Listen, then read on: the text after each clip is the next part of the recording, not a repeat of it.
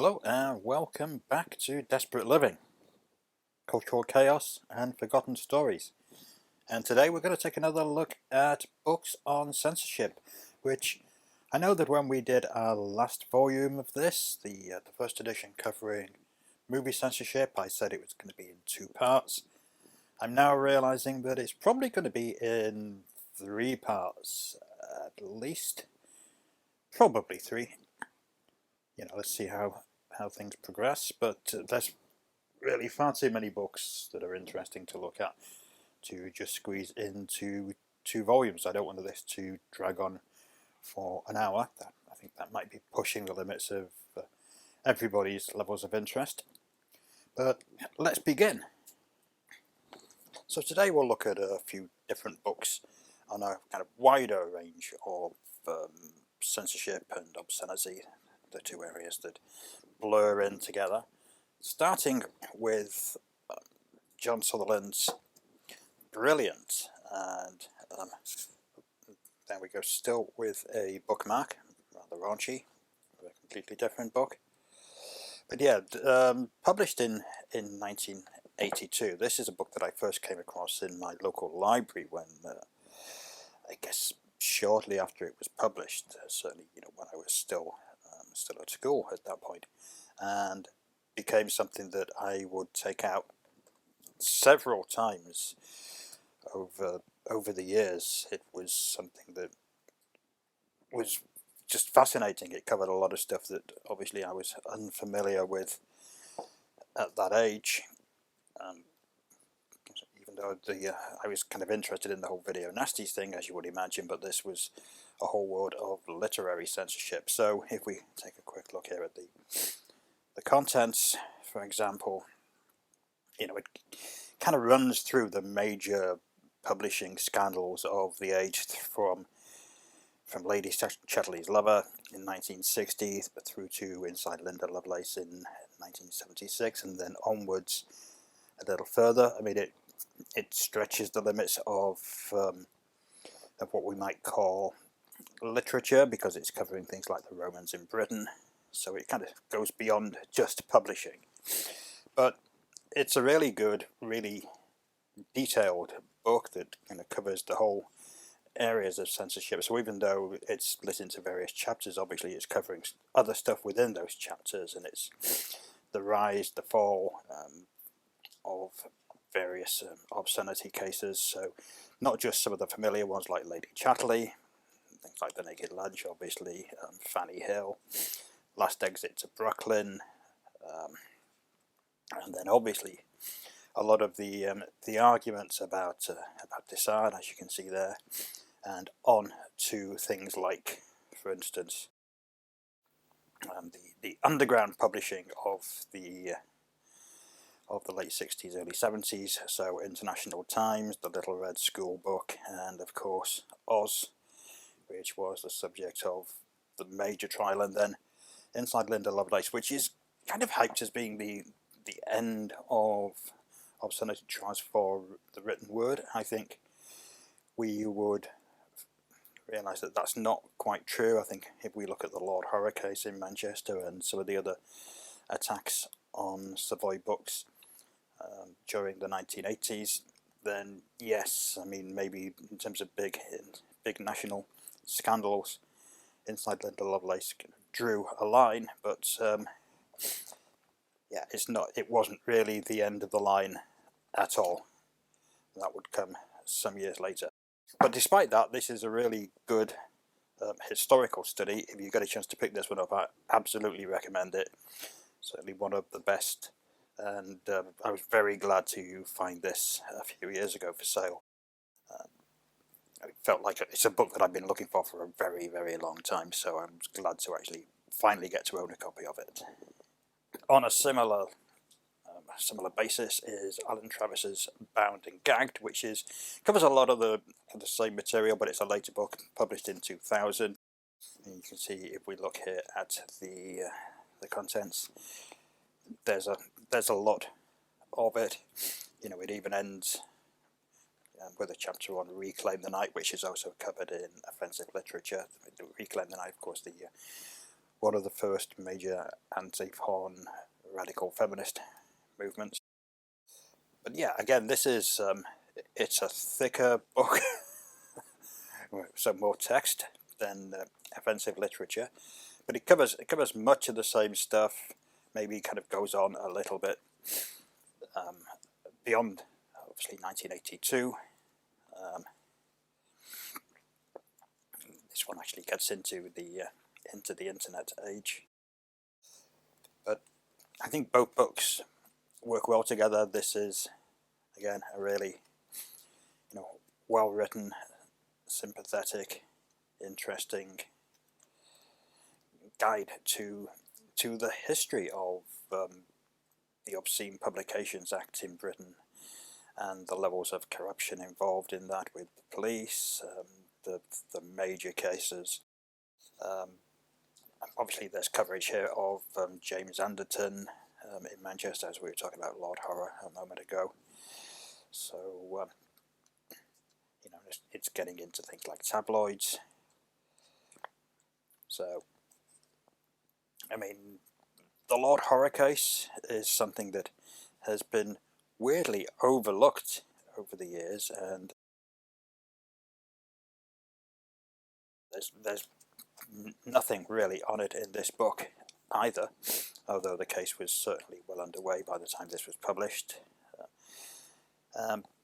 There's a book to be written about Savoy and Lord Horror and the whole battles with James Anderton and his dodgy band of moralising policemen, but nobody's yet written that book, sadly, and Savoy haven't really published anything on it themselves, not to any great extent, which is a shame. We've talked a little bit about Oz, of the magazine, and its infamous trial, which is covered in detail in both those books, but Tony Palmer's The Trials of Oz, which is a contemporary of the trial, published in 1971, and is basically, as you can see here, it's a very detailed examination of the court case.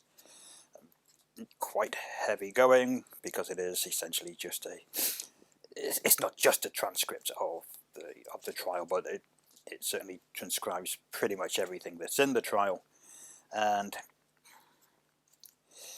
yeah, so it's a much more detailed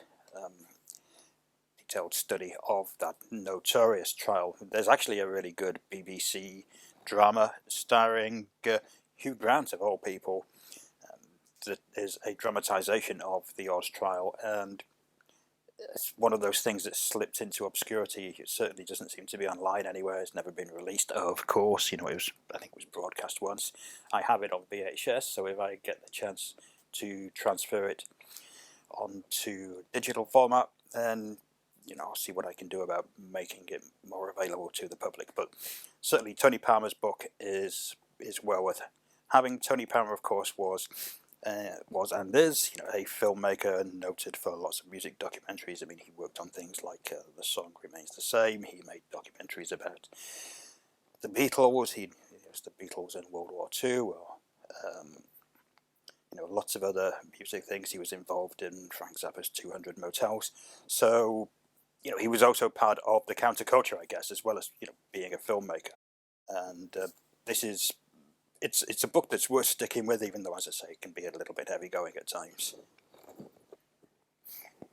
Another contemporary study of obscenity and censorship. When I say contemporary, I mean contemporary to the underground publishing world. Again, 1971 is the Obscenity Report, published by the Olympia Press. The famous adult publishers. So this is. It's got a preface by John Trevelyan, who you will remember, hopefully, from our last look at censorship books, was the head of the BBFC until 1970, 71, and then would try and reinvent himself as some kind of liberal, and it has worked to a certain degree. He's absolutely seen as some kind of liberalizer of censorship, although he was actually involved in really holding back the future for as long as he possibly could. So this is, as you can see, it's basically a report on ideas of obscenity. So it's not exactly what you would call an official report, but it certainly is official as Lord Longford's notorious pornography report, which we'll come to in the next part of this censorship examination.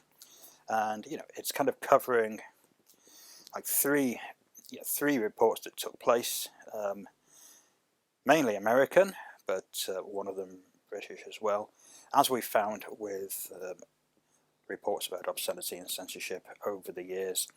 Governments tend to listen to the ones that call for more censorship and ignore the ones that say that there's no need for more censorship and we should be more liberal. Always the way. It's always the way basically since the early 70s when this book came out, and it's still still a similar situation now, unfortunately.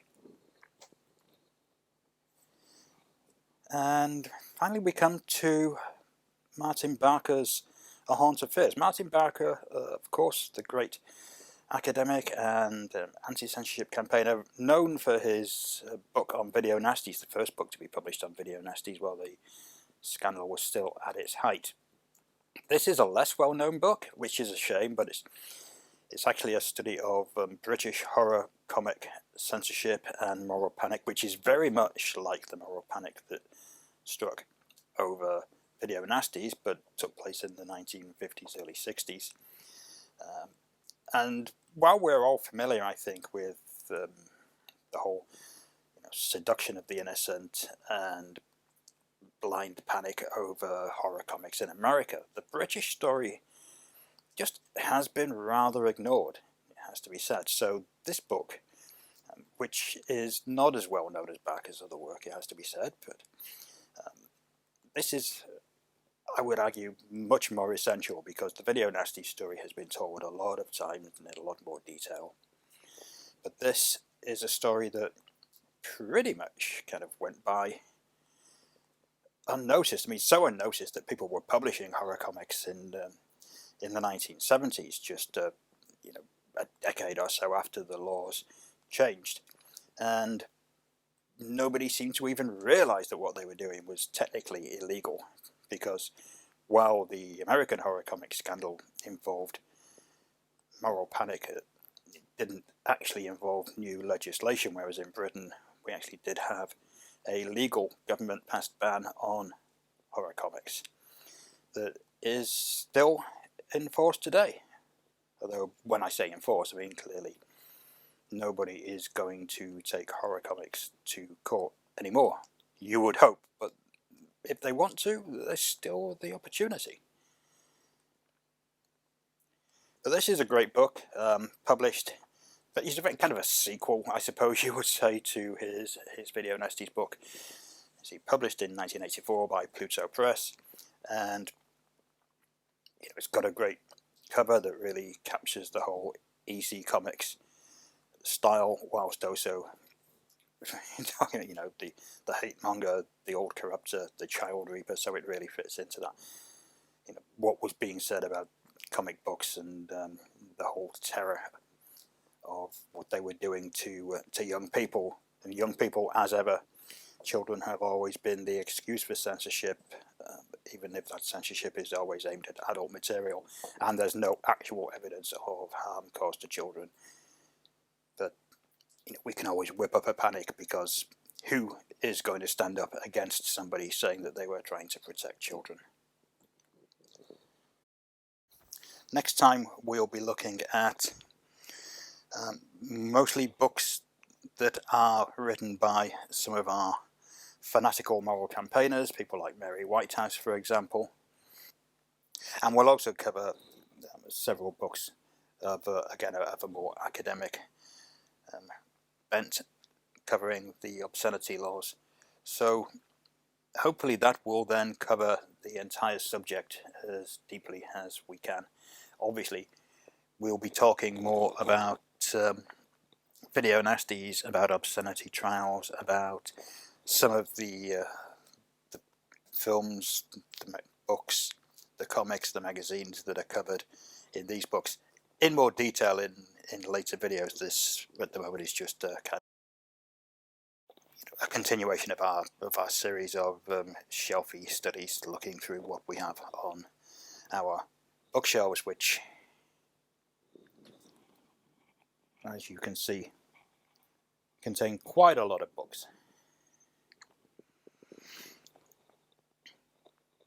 But we'll be doing some more in-depth, more detailed studies as the weeks and months go by, so look out for that. If you like this kind of content, of course, don't forget to comment, like, subscribe, hit your alert bell, and if you can, support us on our Patreon or Buy Me a Coffee. Every penny helps.